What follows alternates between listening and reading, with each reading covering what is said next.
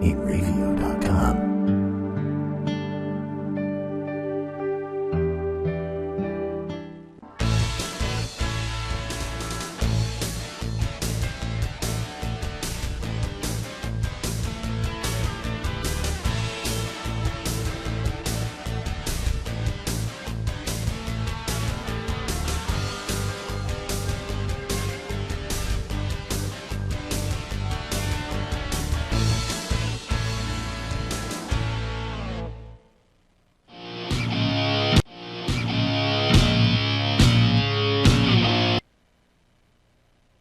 Welcome to the 5 racing show.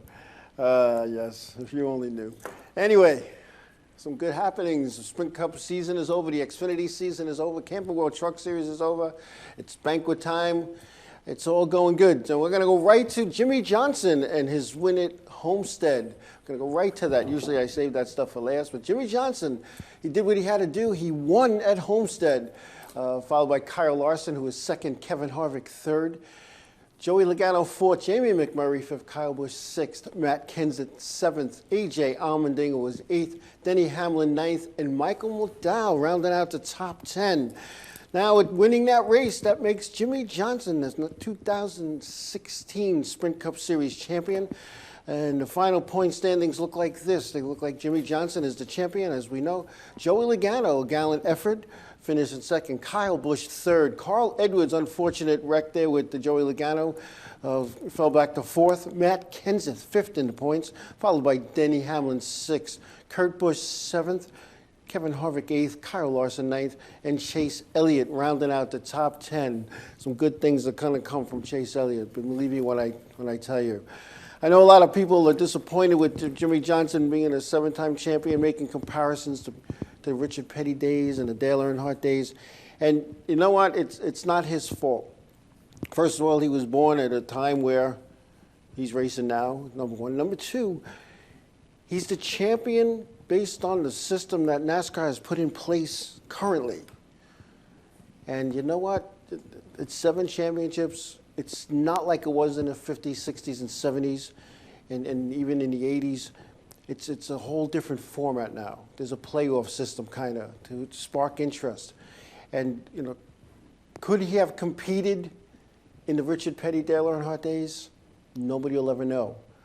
But right now, they're the guy. Just like, you know, Richard Petty won all those races in the mid-60s. Everybody says because he had all that corporate sponsorship money. And once other sponsors came on board and helped other teams, Richard wasn't the big kid in the little pond anymore. And that's what happens. So anyway, Jimmy Johnson, the champion. Now, Jimmy Johnson, he wins the race and the championship, which is his 7th, which some people will say, it's a paper champion, but nonetheless, he's still the champion. That ties him with Dale Earnhardt Sr. and Richard Petty. And as we spoke earlier, as I spoke earlier, it was a whole different era. Richard Petty raced in an era where they raced 50 times a year. They just got in their truck, they towed up, they went up the East Coast, all the way up into Maine. They shot across, upstate New York into Ohio, down again, and it was once they very rarely went home. Very rarely went home. But I gotta say something about this race, and I sat and watched it in between, my eyes going closed and my head bobbing. But I sat and watched it, and most of the race people were just driving, which kind of happens in the Sprint Cup Series and the Xfinity. They're kind of just riding around, and nobody really races until that last pit stop. Well, I have to question, just like a lot of people on social media, questioning those late cautions. Carl Edwards is running away with it. He's running away with it. And somebody gets a flat. They drop down to the apron. They're out of the way. They're not throwing debris. The tire is not ripping up. It's not breaking body parts. And the caution comes right out because they want to make it interesting, I guess. And then Ricky Stenhouse Jr. bashes the wall. I mean, he hit that wall. Were they not looking over in that direction? Because the caution should have came out immediately. Once he went into that wall, and it didn't. And it didn't. And I don't know. And Jay Slice, I'll tell you what, you're right. They spent the whole week talking about Johnson making history. Seven championships, tying with the King and Dale Sr. And you know what? Being that as an insider at one time, I'm not going to say that things are manipulated. However, just like that caution, Carl Edwards was running away with it. And you don't have that caution, Logano don't send him in the fence.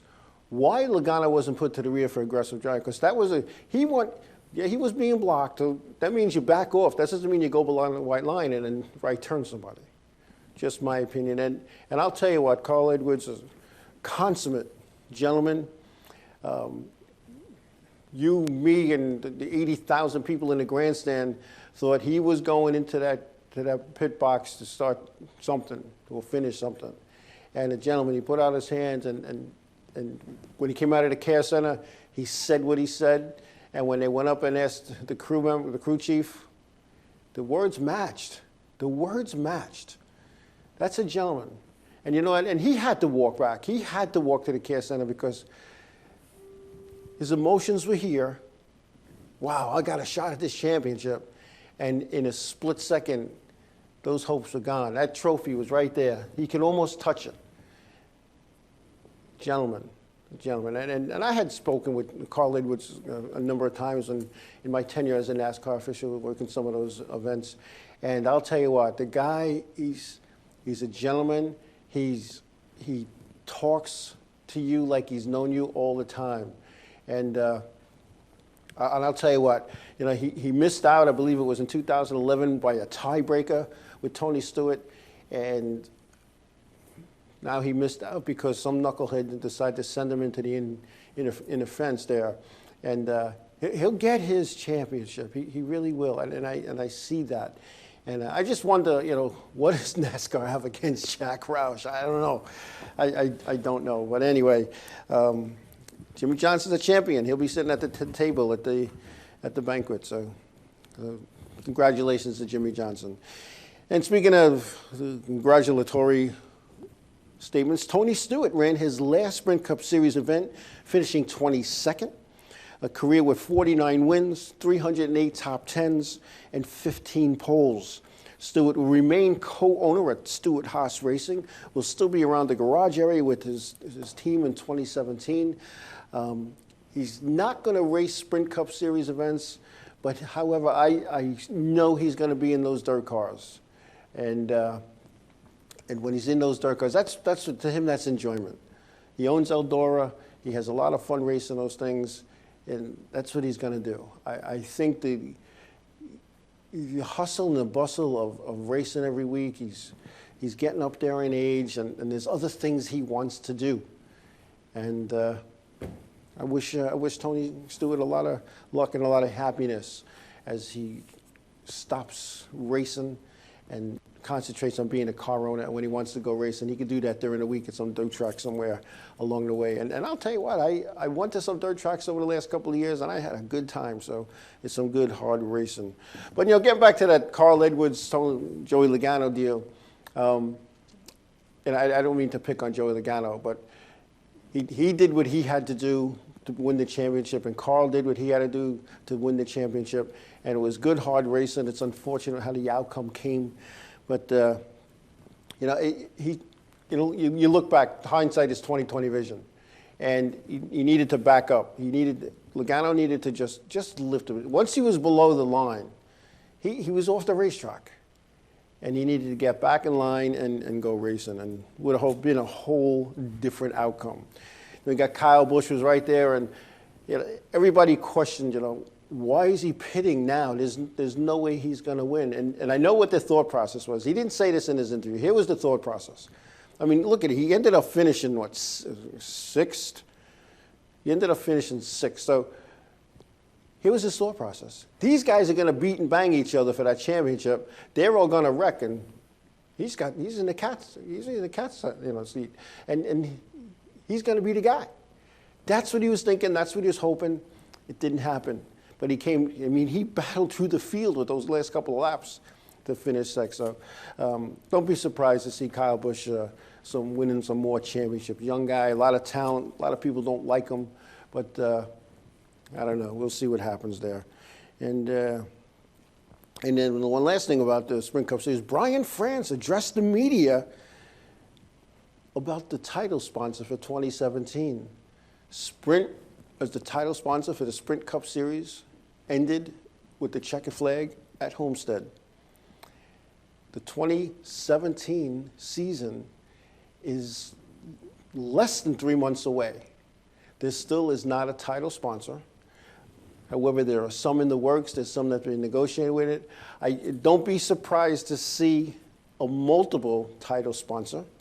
Who's going to take the first 12 races, who's going to take the middle 12, and who's going to take the last 12. Don't be surprised if you see that. It's a big commitment. It's a lot of money. And the marketing people in NASCAR, in that corporate castle, need to sell a sponsor on return on investment. What's in it for them? You know, and a lot of people in racing, and a lot of people that I know that race and have cars or work on cars, their philosophy, well, they have a lot of money, they should just pay it. No, it's a business. And every business, you want to be profitable. And I know I've said this before, when UPS came into the fold in NASCAR, with help from Ford kind of pushed them along a little bit and got them involved with Robert Yates. When UPS came into that, the return on investment was awesome. And NASCAR became, let UPS become the official express carrier of NASCAR. So everything that NASCAR sent went UPS. Now think about the tens of thousands of licenses. Remember when we got our licenses, when you sent away, you filled out your application, paid the fee, and it came UPS. Every office in NASCAR used UPS. And they made a lot of money on that. And even with the merchandising, UPS got 30% of the merchandising that was sold. And K&M, yes, you are correct. I heard that also. In fact, I was speaking to a sales manager from there, and they are in negotiations, but that was all he was going to say, that Monster Energy drink. So is a possibility, is a candidate, we'll say. And I guess instead of being the Sprint Cup, it'll be the Monster Cup. I don't know. I just hope Coca-Cola doesn't sponsor it because it just doesn't sound right, the Coke Cup. I don't know. It's just me, maybe. It's just me. Anyway, we're going to take a break. We come back, we'll talk about the Xfinity Series and what happened there with their championship when we come back.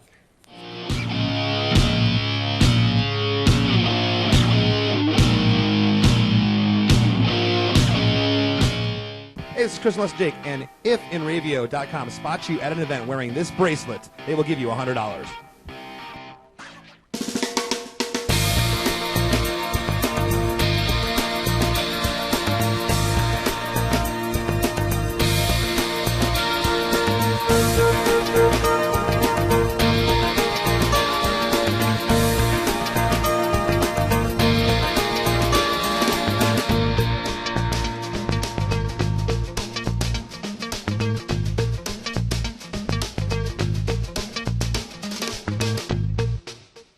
Village Music Shop of Mastic. 1-800-HEY-DUDE. Your full-service store with personalized attention, school band instrument rentals and sales, music instruction on all instruments for all styles and age groups, for guitars, drums, amplifiers, PA systems, and accessories. It's Village Music Shop. 1495 Montauk Highway in Mastic. Call 1-800-HEY-DUDE or go to villagemusicshop.com.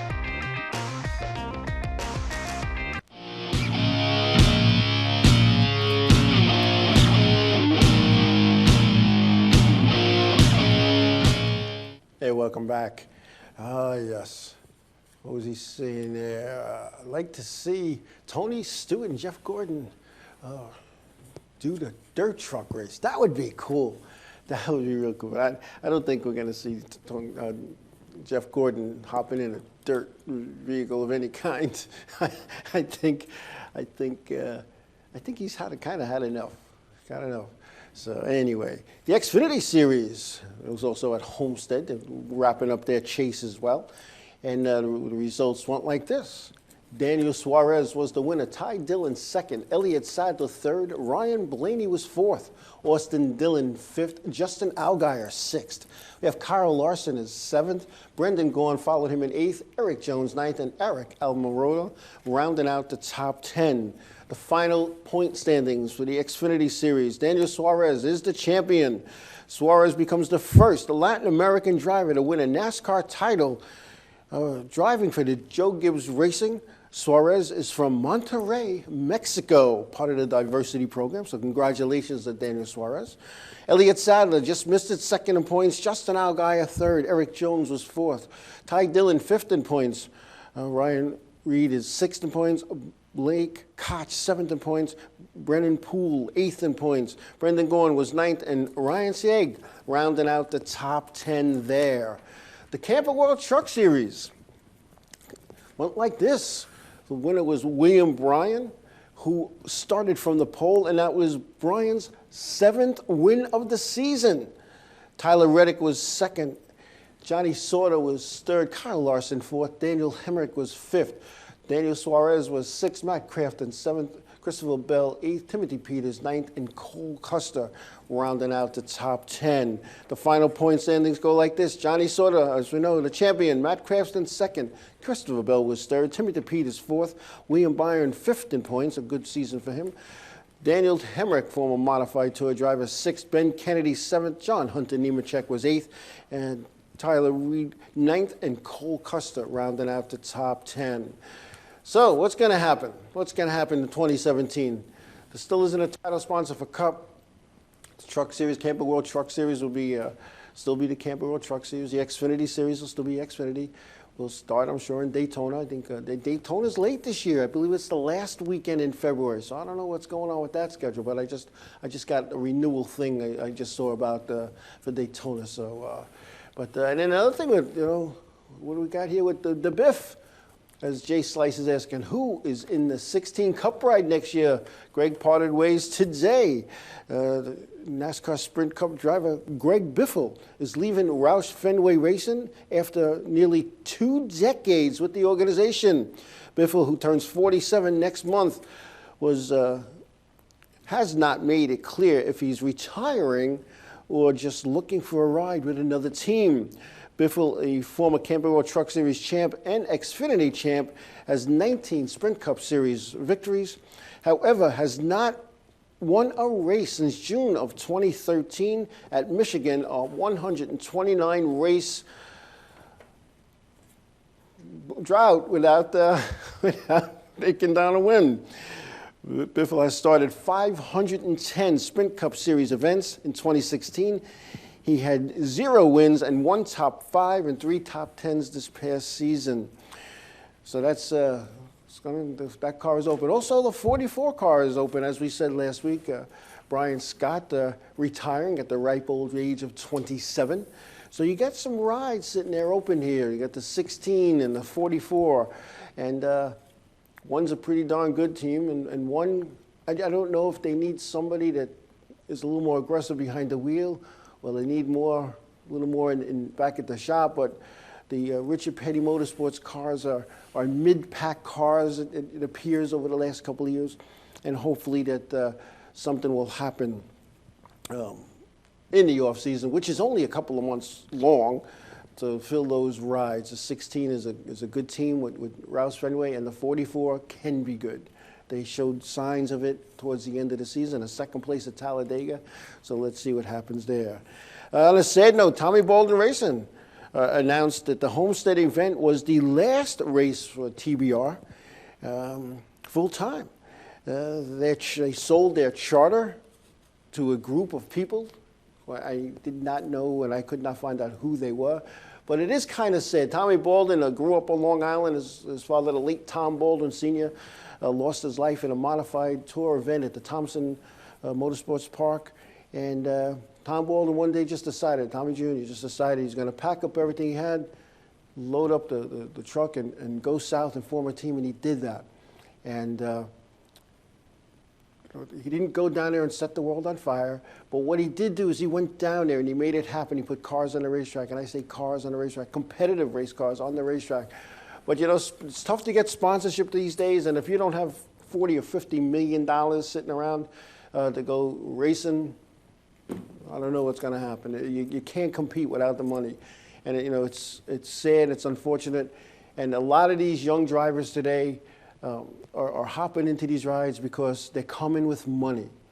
It's not necessarily the talent that's getting these rides. Years ago, when I say years ago, back in the 60s and the 70s, and even in going into the 80s, they went and they scouted these guys. They were going to the short tracks, looking at these guys in late models, and they weren't really looking at modified guys, open wheel guys, but they were looking at guys in late models, and hey, maybe we could cultivate that guy and put him in our program, and that's what they would do. They give him some money and help them out, and they get some wins, get a name for themselves. And it was the driver came, then you went and got the sponsor. Now it's the driver comes with a sponsor sometimes. And that sponsor loyalty, it's not like it once was. Look at the fire suits on a lot of the teams in the Sprint Cup Series and the Xfinity and the Camping World Truck Series. It used to be, it was one corporation. The whole fire suit was done up in that corporation. And now what's happening is you look at them, it's a little piece here, a little piece there, a little piece like that, and a little piece there. And Jay Slice, you hit the nail right on the head, and like that. And not to put anything against Danica Patrick, she was a talented Indy driver. She came to the Cup Series, and what she did is she was the female, and to attract the female fans, and she had some decent sponsorship. And you know what? And I think she'll, as long as she keeps smiling, looking pretty, and bringing in the sponsors, she will be in that ride for as long as she wants to be, until another good-looking girl, or woman, I should say, comes into the fold. And it's unfortunate that racing looks like that. Every series, I guess, kind of has that. Not every, but many, like the NASCAR Wheel and Modified Tour has a female back-of-the-pack driver, but she's there, she's a female, she's enticed the females to get interested in NASCAR. And like I said earlier, you look at it, it's a business, and you have to promote your business, and you have to make it happen. So anyway, speaking of Richard Petty Motorsports, Thad Moffitt, Richard Petty's 16-year-old grandson, won his first stock car championship at the Myrtle Beach Speedway in South Carolina. So congratulations with that. And I'll tell you what, I think, not before long, you're going to see him in possibly a K&N Pro Series car, maybe throw him into a truck. And I think by the time he's 20, he'll be rubbing fenders with Chase Elliott. When you look at the Richard Petty, the Petty family, it just seems like the talent skipped a generation. All that Kyle Petty wasn't decent in his day. I think what ruined Kyle Petty is when he broke his femur, and when he came back after that wreck, he drove a little bit different. But then his son Adam came on, and Adam set the world on fire.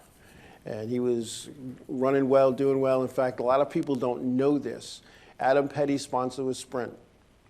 When Adam lost his life in practice at New Hampshire, Kyle got in the ride, got in the car, and well, not in that car, obviously, and took over with the Sprint sponsorship. All of a sudden, Sprint was going to get a bigger bang for their buck if they sponsored the series. A lot of people don't know that. But congratulations to that, and the Richard Petty family for bringing home another championship. It's all good. It's all good. And when you look at the chase is over. A lot of people aren't happy about Jimmy Johnson, just like a lot of people aren't happy that Hillary didn't win the election. But you know what? Based on what was put forward, based on the rules, based on all the numbers that play out, and I know somebody said if we went under the old point system, Jimmy Johnson wouldn't be the championship. Well, I'm going to share a little tidbit, and I don't remember the year, but it was, I believe, it was the year that Richard Petty and Cale Yarborough were 1-2 at Daytona. And that year, here's how the points worked, which whoever thought of this brilliant way to do the points was a little, I don't know what they were doing. But NASCAR made it whatever points you got at Daytona, if you were first and second, you got those points added to your point total for every event for the rest of the year. So basically, if you finished first or second at Daytona that year, you were going to finish first or second in the final point tally. Richard Petty obviously was the champion because he got first place points for Daytona at every event, plus he ran well. And Cale Yarborough was second, and everybody else was battling for third. They scrapped that after one season. I don't know what they were thinking. I really don't know what they were thinking. Maybe they weren't. Maybe they were just saying, hey, we need to, Richard Petty win another championship, so let's hope he wins Daytona so he can keep all those points. You go back, and I have a book at my place that shows NASCAR's history and how the points worked, and you look at how many times they've changed the points, how many times they tweaked the points. And you got to wonder, why did they do that? What's the gain here? And, I call it the whiffum. What's in it for me? A lot of these changes with the points isn't because somebody sat and thought and said, this is a good plan. Somebody said, if we do this, this is what our return is going to be. And the chase, we all know what the chase was all about. It was generating interest at the end of the season so people would come to the races and watch the races and hopefully compete against football on Sunday, which I don't think that's happening. And because a lot of race fans are going to the races not like they used to, but then again, the NFL is hurting in attendance as well. It's hurting in attendance at every sports venue across this country. And hopefully that'll change in 2017. But when you look at that, when you look at all that's gone on in the motorsports industry, they keep tweaking and they keep tweaking. And I didn't see anything wrong with the old point system, When you got the they won that thing. It just says, well, you got so many points for a win, and it dropped down every couple of points. And then if you led laps, you got this many points. And it was the old way. You're 5 points for leading the lap, 5 points for getting the most laps.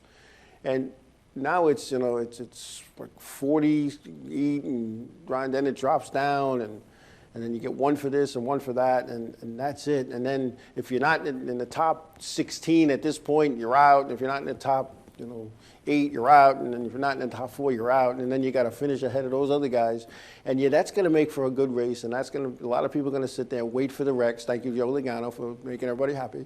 And I don't know if that's the way to do this thing. It's like a playoff system, and I don't know if that's the way to do, but that's what we got in place now, and that's how it's going to be, and that's how it's going to be. So anyway, we're going to take a break, and when we come back, we'll have some news out of the NASCAR Wheeling Modified Tour when we come back.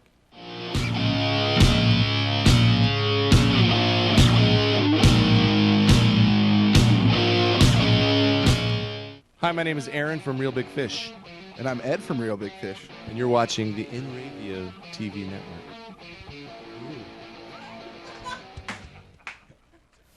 Hey, I'm Raul Panther. And I'm Commander B. Hawkins. And I'm Rich Will. We're some of the proto men. If we see you without this bracelet, you get punched in the But if you have this bracelet from Inravio.com, you can win $100. Put one of these on, or else. Village Music Shop of Mastic. 1-800-HEY-DUDE. Your full-service store with personalized attention, school band instrument rentals and sales, music instruction on all instruments for all styles and age groups, for guitars, drums, amplifiers, PA systems, and accessories. It's Village Music Shop. 1495 Montauk Highway in Mastic. Call 1-800-HEY-DUDE or go to villagemusicshop.com.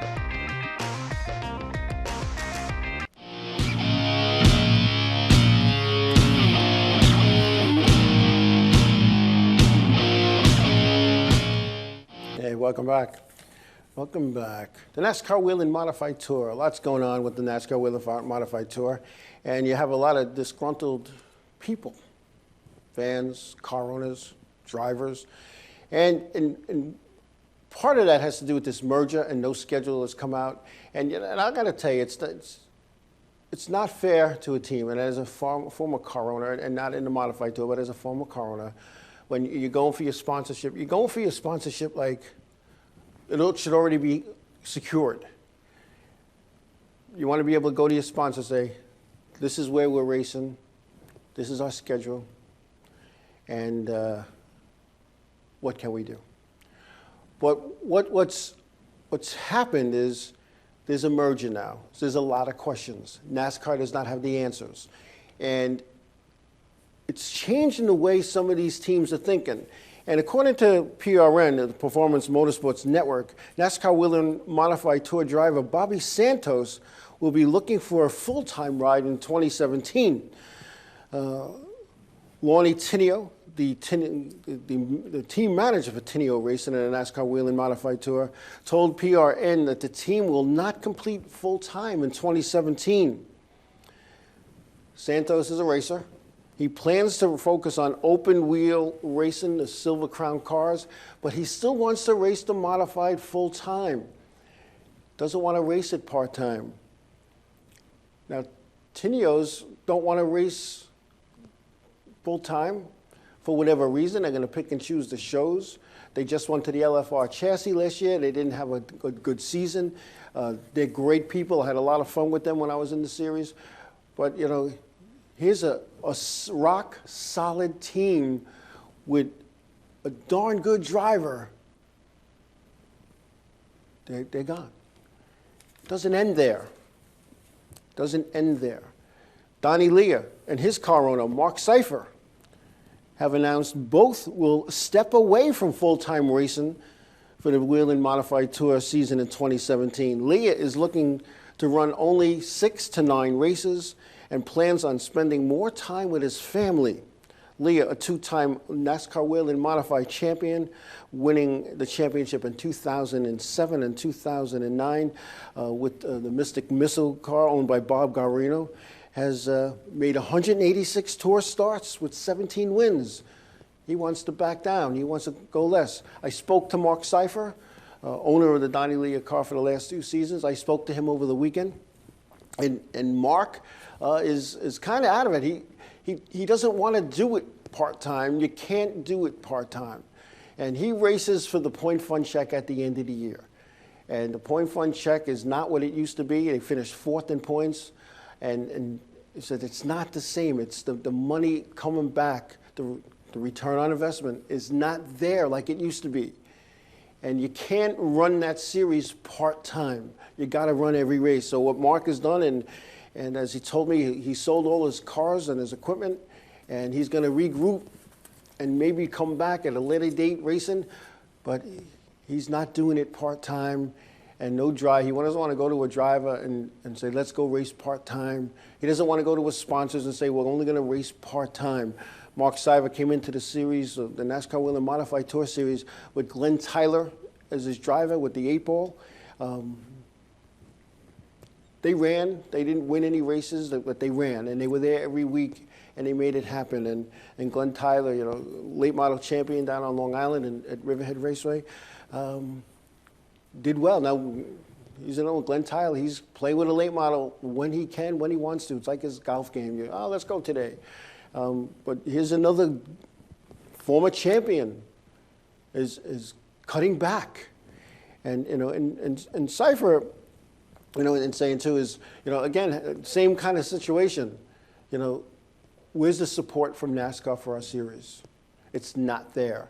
The payouts were a lot greater 10 years ago, but the cost, you know, the payouts went this way and the cost went this way. And at some point, you got to take a look as a businessman and say, I can't keep doing this. And I think that's what Mark Seifer did. So I wish Mark well. I know Mark. I know him a long time. He was one of those guys that came to the races every week, and he put the best equipment he could on the racetrack, and he had some good runs with Donnie Leah. But, you know, Donnie wants to cut back, and I don't see this getting any better. And speaking of Bob Garbarino with the Donnie Leah's car, New Jersey's Jimmy Blewett, who drove the Mystic Missile this past season, is stepping down. He's not going to race anymore. Jimmy Blewett was quoted as saying it was only a 1-season deal, and nobody talked about another season. So he's going to go back to the Jersey Shore and go racing there. And you know, Garbarino he's unsure of his 2017 plans as well. And The merger with the Southern Modified Tour has him in doubt because he doesn't want to go south. He's housed in Connecticut. He lives in Connecticut. His shop's in Connecticut, and his business is in Connecticut. Why would he go to the Carolinas to go racing? And Bob Garrett, he's been racing modified since the early 60s. He's an original Tour car owner when the Tour started in '85. And he's looking for answers from NASCAR, and he's not getting them. And he spends a lot of money doing this, and he's not happy. And if NASCAR could come up with a schedule, as he put it, what they're going to do, and they need to come up with it like soon, you know, you might not see the Mystic Missile at some Tour races. And Jay Slice is right, they're all waiting for the schedule. And I understand that, being, again, a part of that. You know, you can't announce a schedule until all the sanction agreements are signed and in for all the participating tracks. And it only takes one track to hold back on the agreement, or they decided that they're going to go, you know, take a holiday or vacation and go on a cruise for a month and regroup after the season. Excuse me. But there could be a tentative schedule. Teams need to plan. People need to plan. Like I said earlier, you got to go to your sponsors and this is where we're racing. And I think this merger thing has a lot of teams scared. A lot of teams don't have the money to head down south to go racing. You know, what NASCAR has forgotten, the NASCAR Whelen Modified Tour was comprised primarily of a group of New Englanders and some guys from New York who just wanted to go racing on the weekends. And when they first started out, they were racing everywhere, all around New England, down to Martinsville, and they went to Richmond. They ran so good there. They used to be part of the Cup weekend. When the Cup was at Martinsville, the modifieds would run on a Friday night, or a Friday afternoon even, because they didn't have lights. But you know, when you look back on that, who are these people making these decisions that are taking working men? Because these are working guys. The crews are working, but they got to take off from work. The drivers, they work. They might run a business, or they might be in a position where they own a business, but they still have to be there primarily Monday through Friday. And you know what? They have some expendable cash. Let's go racing. You know, I look at some of these guys that have been doing it forever. Jamie Tomato comes to mind. Here's another hardworking guy who's going racing. He's from Jersey. Does he want to go down to the Carolinas and go racing? I don't know. I can't see a lot of these guys doing this. You know, well, these Southern guys, the reason that the Southern Modified Tour was in existence as a separate entity was because of the cost involved with running the Northern Tour. The fire suits that the crews had to have, all the safety stuff. You know, and I'm not talking about safety stuff that on the cars. The cars are they're identical, they're the same. They might not have the same horsepower motors, but it's all the crew stuff and the shoes and the gloves, and that adds up. So that merger never happened. It was supposed to happen in like 2 years from the implementation when it first started, but it didn't.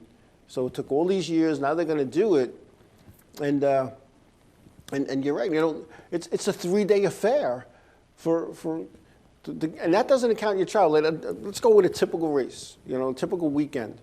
You know, I'll pick on Stafford now, and don't get the Roots are good people. They were always good to me. But a typical Stafford weekend, you get there Friday, so you got to take Friday off from work. Some who come from a far distance got to take off Thursday or half a day Thursday. You get there Friday, you unload, you inspect, you practice. Okay, all right, boom, all right, over, go to Camperland, go to your hotel, do whatever you do. Saturday, practice, qualify. Okay, let's hang out, let's do what we got to do. Sunday, you have a little pit party thing, and the cars line up, give out candy, sign autographs. It's all great. You know, Sunday morning, Sunday afternoon, you go racing. The race ends 7, 8 o'clock. If you happen to be in the top 5, you're going to be there a couple more hours with tech. By the time you get home, it's Monday morning. Not necessary. Go to Bristol, you got to be there Wednesday. New Hampshire, you got to be there Wednesday. You don't get out of there till Saturday. You know, guys are taking off from work. You know, they're working people. NASCAR doesn't realize that. And they make these rule changes that are so costly that it's taking some teams out of it. And somebody said earlier in the chat room, the Tri-Track Series is getting over 40 cars per event. The MRS that's running down south, they're getting a good car count. The Valente Modified Racing Series, they're getting good car counts. And I can remember when one of not the Icebreaker, it was the World Series at the Thompson Motorsports Park. Chad Little said to me, do me a favor, go up to the Valente garage, and because it was sectioned, so we all had a garage, even though we didn't have buildings then. And let me know how many cars they got there. I'm getting mixed numbers. So I go up there, I'm doing the cars, I'm counting, boom, boom, boom. And then I start writing down the names of the guys that used to run the modified tour, the Whelen Modified Tour. So I go back to him. He goes, how many? I said, there's 44. I think the number was 44. He goes, what? And we had like 25. The owner of Thompson was like, he was livid because we were the highest paying class there and we had the least amount of cars. And, Don Honig. And Chad goes, really? I says, you know what's really sad, Chad? He says, what? I said, half the guys that are in there used to run with us. So they're running for less money, and NASCAR just, they missed the boat. They missed the boat on this. They really did. And that's something that I don't know if it could ever recover. There was 25, 26, 28 races on the modified tour. Now it's like 14, 15, and you have your 3 Staffords and your 3 Thompsons. That's half your races. If those tracks pull out, now what do you have? You don't have much. You don't have much at all. And when you look back at that, racers want to race. Racers want to race. They don't want to just, Saturday night, okay, wifey pool, let's go to the beach. No, you have tens of thousands of dollars invested. I'm going to say invested into a race car. You didn't buy that to sit on jack stands so you could open the garage door at a shop door and go, wow, I got it modified, it's cool. No, you built it and you tweaked it to go racing. And when your schedule goes from 23, 24, 26, 28 races to 14, you're going to seek other alternatives. And that's what some of these guys did. And they went to these alternatives, and the cost to race was less. Yes, the payoff was less too, but they didn't have to go out and get, 5 guys, $1,500 fire suits, or 5 guys running and getting their helmets and their gloves and their shoes. And rumor has it, you're right, Jay Slice, rumor has it there's only 2 Stafford events in 2017. Only 2. That used to have 5. Thompson used to have 4 or 5. Back in the day, there's tracks they used to go to that they do not go to anymore.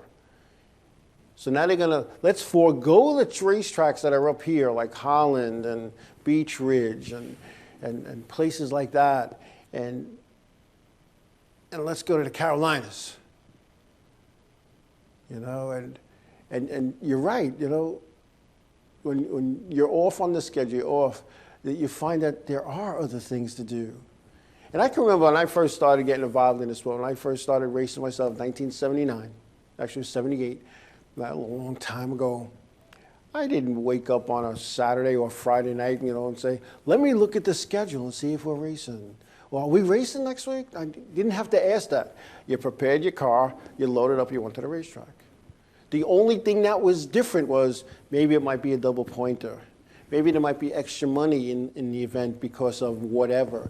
But now there's who's off, who's, giving a featured series in the weekly racing series track, giving you a featured division a week off. I don't know. I mean, I don't deserve an explanation, but I sure as heck would like to get one. I'd like to get one. Anyway, we're going to take a break. We come back, we'll talk about some things that we're talking about when we come back.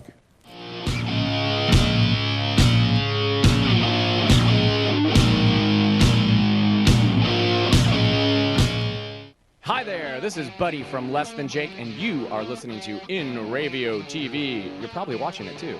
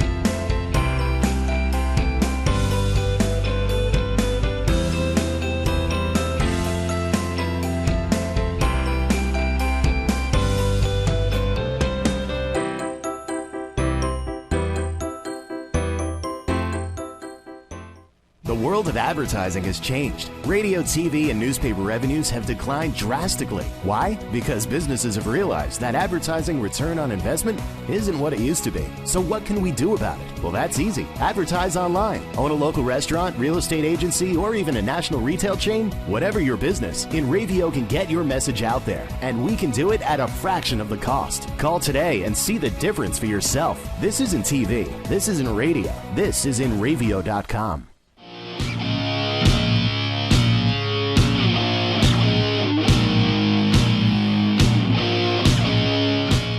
Welcome back. Yeah, the racing season, once I guess the Homestead race is done, there's not too much racing left in the United States. There's some dirt stuff going on. We got the Turkey Derby down at the Walt Speedway down in New Jersey on the Jersey Shore, and which is always a big draw, and I'm glad they got it for another year. Unfortunately, I will miss the Turkey. I made my first Turkey Derby, I guess, last year. Maybe that was my second one, but anyway. This Turkey Derby, I had all intentions of going, but I got a better offer. My son Brian and his wife Tina invited us down to their place for the weekend for Thanksgiving. And I'll tell you what, my son just retired, as some of you may know, from the military, United States Army, 20-year veteran. Saw a lot of stuff, did a lot of stuff. I believe he had 9 tours of action in that time period, and to spend Thanksgiving with him and his family, which is my family, is going to be pretty awesome, because I'm thankful that he's home. He's in one piece. He has all his arms, he has his legs, he has his sight, he has his hearing, and there's a lot of guys that did not come back with that. So I will be having a great Thanksgiving time with my kid, and I know it's going to be an emotional time, and it's going to be good. We sit down and we pick on each other, and we do all this good thing. And I know Thanksgiving is Thursday, so I'm going to say this early. When you sit down at the table, think about what you're truly thankful for, and all this nonsense that everybody fights about, and the fights on the racetrack, and the fights in the social media about who dumped who and who did this and who won the championship and who should have won the championship. It's trivial. It's trivial. Be thankful for your own health, for your family's health, and be thankful that we live in a country where we can go racing, and that still does the national anthem, and they still fly the flag, and people don't get on their knee and look down to the ground, and they salute the flag. And if you looked at those crews that lined up on pit road this past weekend at Homestead, not one of those guys was kneeling. Not one of those guys was turning his back. Every one of those guys had their hats off, their hands over their heart. And when they did the anthem, they sang the anthem. They didn't just stand there. And then in racing people, a lot of people talk down to and about race people. Oh, they're race people? Oh, I don't want a track in my backyard. They're lowlifes. I'll tell you what, the race people that I've met along the way, and I've met thousands, have more class than a lot of these suit and tie people that walk around, or some of these football players that make millions of dollars to knock somebody down, And I don't mean to say that, but it always bothered me with football, when they're announcing the lineup, and the guy runs up to the camera and he goes, "Hey, I'm Joe Smith. I went to the University of Texas," and he walks away. The next guy, "I went to the University of Oklahoma." Did they just drive through the university? Because why did they do this? Why, when Derek Jeter was getting up the bat, Bob Shepard, then as from the University of California, Derek Jeter, he didn't say that. When the race car drivers get introduced, they don't say, "Oh, from Harvard, we got this guy." They don't do that. They just say their name and sometimes where they're from. And it's one of those things. It's Thanksgiving time. It's here, and I'm going to tell you, reflect. Reflect on what you have to be thankful for. Most of us, including myself, it's always about the doom and the gloom, And Jay Slice knows better than anybody. When I went through to go tour racing with battling NASCAR every step of the way, and I finally said, you know what? This is God sending me a message, man. Maybe if I went out and raced it, who knows what could have happened? I tore up some serious equipment in my racing days. Maybe when you're going 180 miles an hour and you bounce off the wall, I don't know how many more bounces off the wall my head has. So maybe, you know, that I have to look at it that way, and that's what I do. And I get to talk to people about racing. I get to talk to thousands of people about racing every week. So I'm thankful that, and you know, it's just one of that's the only thing they can remember from their college days is where they went. That's good. But you know, it's Thanksgiving time, and I want everybody to have a wonderful Thanksgiving and create memories, because that's what it's all about, you know. Thanksgiving, and I know this has nothing to do with racing, but I'm going to say it anyway. Thanksgiving was my mom's best holiday. And we had this little routine with my brothers and my brother-in-law and my dad. And mom would, you know, cook for forever, it seemed.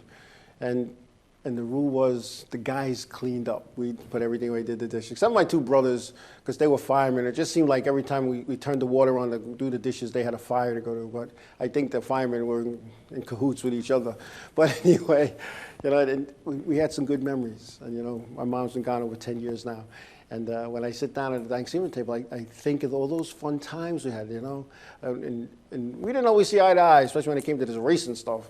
But when it came to eating on Thanksgiving, it was a good thing. So I'll be spending time with my family and having a good time, having a good time. I know I had an awesome time at his retirement ceremony, but this is going to be special. It's going to be really special. We're going to sit down. There's no racing going on, and we'll sit down, watch some football, have some drinks, and that's what it's all about. And speaking of memories, I just want to go out there and say, this past Saturday, my good friend and co-host, who was always by my side, WJ, turned 70. He celebrated his 70th birthday in heaven. WJ, a staunch supporter of this show, was a co-host many, many times. It's his birthday. It's hard to believe that he's almost gone a year. He's almost gone a year, so we had some good times with WJ, and to give him tribute on his birthday, as it turned out, Showtime Speedway in St. Petersburg, Florida, remembered WJ and his MyRaceNews.com for a night of winged sprint racing. In fact, one of the cars held or had his MyRaceNews.com banner on it, and the race was that night at the Showtime Speedway will run in memory of WJ. And you know, I want to thank the staff and the I guess owners now of MyRaceNews.com, Mike Jarwicki, for making that happen. And I know we tried to get an event here on Long Island, and it just didn't happen. And I'll tell you what, that guy didn't miss a race here on Long Island at Riverhead Racing. He did not miss a race, even up towards the end. And even when his wife was ill, and she said, go to the racetrack.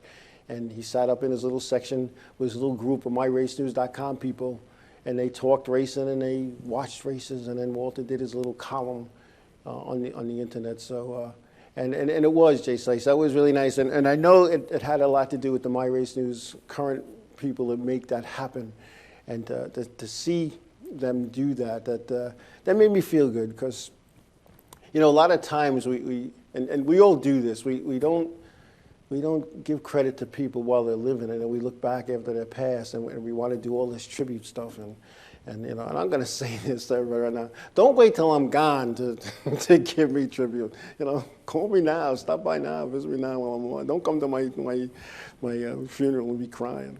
You know, you should be laughing and smiling. It's going to be a big party. But it was, he says, that was very nice of them to do. And I saw one of the cars, and I don't remember whose car the logo was on, but it looked pretty good. And you know, here's something that the man did, and he was good at it. If you read any of his columns back in the days when he reported the races, it was just who, what, where, and when. He never put his own spin on things. He never put, you know, his opinions into it, and no matter what went on the racetrack. And I remember, you know, sitting at races with him, and I'm like, and then I'd read his column the next day. It was a dog of a show. It was a horrible race. And if you missed it and read his column on his website, you'll say, wow, I missed a good show, because that's what he did. That's what he did. And again, happy birthday, WJ. You missed, man. You really are. But anyway, Banquets are coming up, and I've been looking at some of the pictures on social media and in the racing papers, and I'm thinking I'm making an impact here because I saw, so far every picture I have seen of a champion or somebody winning an award, they were dressed. They were nice. Some just had the shirt and the tie, and that's good. I mean, I don't know what shoes they had on, but they look good. They look good for the picture. So I haven't seen any pictures where I would say, oh, come on, you couldn't at least put a button-down shirt on? I haven't seen that yet. I just got a little whisper in my ear, it's still young, a lot of banquets to go. But, it's kind of funny. And I'm going to tell this story. I'm not going to say which track it was, don't try to figure it out because it wasn't my local racetrack. But I happened to be at the awards banquet. And it was the son drove and the father, I guess, owned it or whatever. And the son was winning a nice award. He didn't win the championship, but he's winning a nice award. There was going to be pictures. And of course, when your son wins an award like that, you're going to be in the picture with your son. Now, the kid was dressed nice. The kid, had nice pair of slacks and shoes. You could tell he just bought them because the soles were still clean. And, and he wore a tie and a shirt, and his hair was combed, clean shaven. And they called up his dad to be in the picture, and his dad had, ripped jeans, not the stylish ripped jeans. He had ripped jeans, like the flap was hanging off, and he had a stained sweatshirt and didn't shave, but he could have been growing a beard, so I can't fault him for that because I know when I grow a beard I look scruffy, but it looked like he just did a 16-hour shift in a junkyard. And he was full of grease, and he just looked horrible, and his hair was a mess, and he had a hat on, and he just took the hat off, and he had hat head. And those pictures showed up in racing papers, and I was like, I shook my head.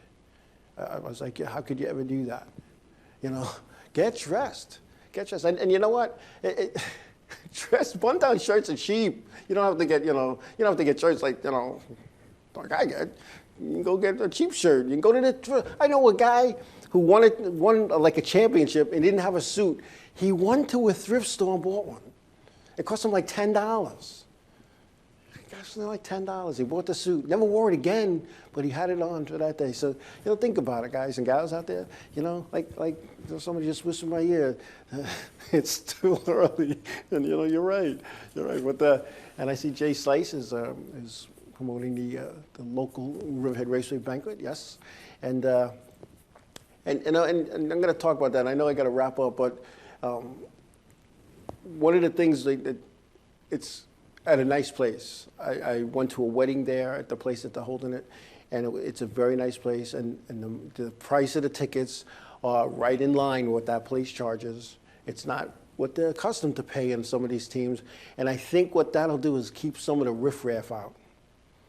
And I know when I go to some of the NASCAR banquets, or all of the NASCAR banquets, whether it was the modifieds or the top 3 series, you're limited on your drink. Because when there's an open bar, people seem like, let's say the ticket's $100 a person. Well, people think they got to get $100 worth of booze in them, and they just sit at the bar slamming them down, double fisting, and the beer drinkers put 2 in each pocket. You're limited to 2 tickets when I used to go to the NASCAR modified tours, banquets. So, anybody who's listening that's going to a banquet, don't make a fool of yourself at the bar. Don't try to get your money's worth at the bar, right? Because then what happens is everybody gets loud and they get stupid and who says what, and then a spin out that happened in May, you guys start arguing. Don't do that. And but anyway, it's all good. All right, we're going to wrap up now. So I want to thank everybody for coming out on this cold, miserable Northeast night. Thanks for taking the time out to spend some time with us to talk racing. It's a pleasure to talk with you guys, and I want you all to have, like I said earlier, have a nice Thanksgiving with your family.